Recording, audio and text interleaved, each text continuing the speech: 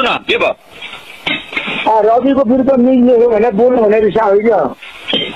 किन रिसाउनु म तपाईसँग तपाईँ मेरो दाइ म तपाईँको भाइ म एउटा यस्तो हो क्या दाइ एउटा कुरो यस्तो पनि एउटा व्यक्ति हेर ऋण त तपाईँले लिन पाउनु मैले लिन पाएँ जसले ऋण ल्याएको छ त्यसले खोज्ने हो क्या तपाईँले खोज्ने होइन मैले खोज्ने होइन तपाईँको पनि त ऋण त छ त तपाईँको झन्डै 12-15 करोड ऋण छैन र अनि त्यही बनाएर हालिदिने रिसिदा मलाई फलाना रामबहादुरसँग यति करोड ल्याएर खाइदिन्छ भने देउने त्यसपछि कुद्ने हो र हामी तपाईँलाई दिउँछ तपाईँ कोसँग कारोबार गर्नुभयो तपाईँको कुरो म कोसँग कारोबार व्यक्तिगत दिन त जोसँग खान पाइयो दाइ अहिले राजनीति गर्ने भयो भने त्यसलाई इस्यु बनाएर व्यक्तिको आन्तरिक कुराहरू लिएर राष्ट्रिय इस्यु बनाउन मिल्छ होइन नेपालका मिडियाले छ नि संसारले लेख्न त पाउनुपर्छ नि होइन तपाईँको ऋण मैले लेखिदिन्छु त्यसो भोलि ऋषि जमानाले अस्ति तपाईँको प्रेम टाइम टेलिभिजन खोज्दाखेरि 15 करोड ऋण खोजेर फलानु फलानु ब्याङ्कबाट खाइदिएछ फलानु फलानु सरकारी खान्छ फलानु व्यक्ति खान्छ भन्न जान मिल्छ होइन त्यो तपाईँको होइन बाटो पैसा लिनु भएको नि आइसक्यो उसले जान्ने हो तपाईँले कुन ब्याङ्कमा गएर ऋण लिनुभयो अहिले दुर्गा प्रसादले ब्याङ्कबाट लोन ल्याएर खाएको त त्यो उसो ब्याङ्कको र दुर्गा प्रसादको इस्यु हो तपाईँको मेरो इस्यु हो त्यो तर सरकारीको सुरक्षा नभएको मान्छेले अहिले मलाई राखेँ मैले मलाई 10 करोड ड्यान गरेर खाता ल्याएर आउँछु मैले देऊ त खाएँ त मैले के बिना मैले लुट्न गएको त्यो लुटेर ल्याऊ राति गएर घर फुटाएर ल्याऊ सरकारीको पैसा सरकारी कुरा ऊ देव नेपालीले 4 अरब रुपियाँ खाएको त्यसको नाम आउँछ अहिले देव नेपालीको 4 अरब रुपियाँ खाइदिएको छ अस्ति म गएर बस गरेर आएको छु देव नेपाली जनताको पैसा 4 अरब रुपियाँ खाएको छ खोइ त्यसो इस्यु निकाले तपाईँले मैले निकाले कहाँ निकाल्नु देव नेपाली खोज्नुभयो तपाईँले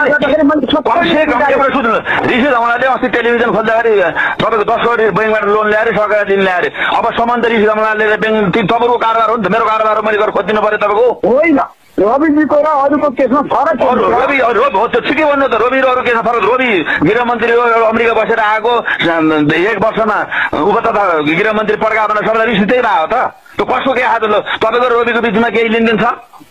मित्रको अरूको रिस मलाई बिचमा केही लेनदेन छ होइन तपाईँ आज म माथि किन खनिनु भएको तपाईँलाई मैले रवि चितवनमा बस्दाखेरि दाइ आइदिएर तपाईँ मिडियाको मान्छे हो ऊ पनि मिडियाको मान्छे हो ठिक छ गलत गरेपछि उसले सधैँ पाउला पहिला न्यायले अदालतले उसलाई दोषी ऊ गराएर त्यसलाई ऊ गर्ला भनेर मैले तपाईँलाई बोलाएर तपाईँ त्यहाँ त्यति दिन गएर बस्नु कुरा त गर्नुभयो भने गरे होइन अनि अहिले तपाईँ आएर तपाईँको सानो सानो कुरालाई ल्याएर ठुलो बनाएर तपाईँको भइ नभएको मिडियामा छापेको छ तपाईँ बुरुक तपाईँको त्यो झाँक्री उफ्रिनु भएको छ तपाईँको त्यस्तो भएर तपाईँ मर्नु पर्दैन म मर्न पर्दैन मैले सरकारी ऋण ल्याएर खाएँ त मेरो व्यक्तिगत कुरो मैले चोरेर ल्याएँ नि उसले जाने छ लुटेर ल्याएँ नि उसले सरकारले जाने छ कमसेकम सरकारीमा गएर ब्याङ्कमा गएर पैसा निकाल्नु त एउटा संसार गिरिएको अध्यक्षलाई गिरफ्तार गर्नु ठिक छ के अरे क्रान्तिपुर मिडिया ग्रुपका अध्यक्ष कैलाश सूर्यलाई किन गिरफ्तार गरे होइन सूर्यलाई 24 घण्टा राख्नु तपाईँलाई पनि मिल्छ मलाई पनि मलाई राख्ने नहुने कहाँ लेखेको छ मलाई भन्नु कुन संविधानको कुन दफामा कति नम्बरमा लेखेको छ मलाई बताउनु त त्यसो भए मिडियाको जुनसुकै व्यक्तिलाई पनि समाउन मिल्दैन भन्ने कुरा कहाँ कुन कानुनमा लेखेको छ मलाई भन्नु ल कोही लेखेको छ समाउन तपाईँलाई मिल्छ 24 घण्टा मलाई पनि थुन्न मिल्छ 24 घण्टा मलाई शङ्का लाग्यो भने पुलिसले अहिले मलाई समाएर लान सक्छ तपाईँलाई शङ्का लाग्ने पक्रेर लान सक्छ पुलिसले पाउँदै नपाउने भन्ने छ कहाँ लेखेको छ ल भन्नु मलाई अनि जे बाटैले किन प्रतिशत साधेको यस्ता त देशै बेचेर खाइसक्यो तपाईँलाई थाहा छैन अहिलेसम्म तपाईँले त्यसको खण्डन गर्नु भएको छ देशै बेचेर खाने मान्छे खण्डन गर्नु भएको छ गगन दाईले के भन्नुभएको छ गगन दाईले विश्व प्रकाश दाईले त बोल्नु भएको छ तपाईँको खायो काङ्ग्रेसले तपाईँको उहाँ गोराकाली टायर खायो अरे कहाँको सिमेन्ट फेरि खायो अरे बोलेको छ किन त्यहाँ गएर त्यो तपाईँले क्यामेरा क्यानेक्टर छाउनुहुन्न तपाईँ त काङ्ग्रेसको मान्छे हो किन बोल्नुहुन्न मलाई छैन आस्था हो एउटा पार्टीमा आस्था होला म पनि एउटा पार्टीमा आस्था छु तर एउटा कुरा सत्य न्युज छाप्नु पर्यो क्या दाइ सत्य छाप्नु पर्यो खालि एउटा व्यक्तिलाई ठोकेको छ होइन गलतै गरेछ नि त अदालत लगेर न्याय त सत लगेर उसले दोषी बनाएर छोरी लगेर हातमा लाएर लगेर थुनेर हो त होइन तपाईँले गिरफ्तारको बारेमा लेख्दाखेरि बोल्दाखेरि किन तपाईँ होइन राम्रो कुरा लेख्न परेको त गलत नभएको कुरा लेखेर रिस उठ्दैन मान्छेलाई मैले अहिले रिस जमालाई बारेमा नहुने कुरा रिस जमालाई मेरो अहिले 10 लाख खाइदियो भने हिँड्यो भने को बेको भलो भने तपाईँ बेको कि म बेको त्यसो भए नभएको मैले त उल्टो बोलेँ नि तपाईँले त तपाईँसँग मेरो कारोबारै छैन भने मैले तपाईँ बारेमा अहिले झुट्टा न्युज बनाएर रिस जमालाई मेरो 10 लाख रुपियाँ खाइदियो तपाईँको एउटा त्यो के होइ भयो भने आइथ्यो त त्यो सत्य थियो त्यो के होइ बारे आइथ्यो शर्मिला ओइलाले तपाईँ बारेमा कति बोलिलो गर्छ त्यो सत्य थियो त्यसो भए तपाईँ गलत आएको तपाईँलाई थुन्थ्यो होला नि त तपाईँको उसले पुलिस प्रशासनले लगेर थुन्थ्यो होला नि त तपाईँले गल्ती गर्नु भएको छैन त अनि उसले गल्ती बोलेपछि तपाईँलाई रिस उठेन अहिले कैलाश सिंहलाई आज जसरी गिरफ्तारी गरियो मिडिया गृहभित्र पसेर तपाईँले हस्तक्षेप गरे नि त होइन परेल हस्तक्षेप पाइन्छ रोइलाई पनि त परेलले तपाईँको न्युज 24 हस्तक्षेप गरेर लग्यो तपाईँ किन बोल्नु त्यसो मिडिया किन रोडभरि आएन मिडिया रोडभरि कहाँ आइलो भन्नुहोस् न त त्यति त्यहाँ हिजोको जति मिडिया त्यहाँ चितवनमा गएको थियो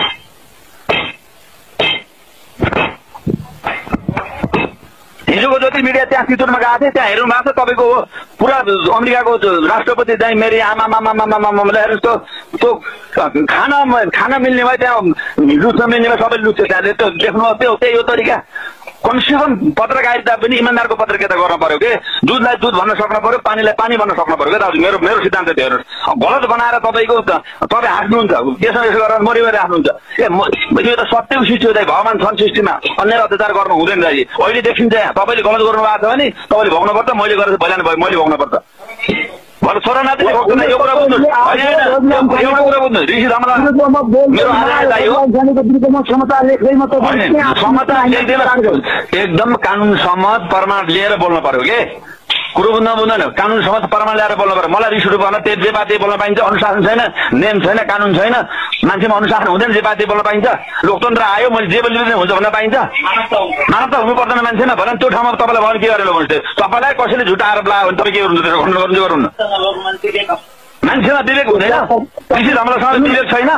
ऋषि धमला कसैलाई त्यहाँ तपाईँको बिहा राति 3 बजी उठेर हिँडेको छ त्यसो भए देशमा के सुशासन कायम होस् हो जनताले न्याय पाउन् भ्रष्टाचार नहोस् देश बनोस् भन्ने कुरो त ऋषि धमलाले बुझेर नै तपाईँको बिहान गरेर त फेउरो गरा जाए तपाईँको बिहान गरेर डेउमा एफएममा कराउनुहुन्छ त तपाईँ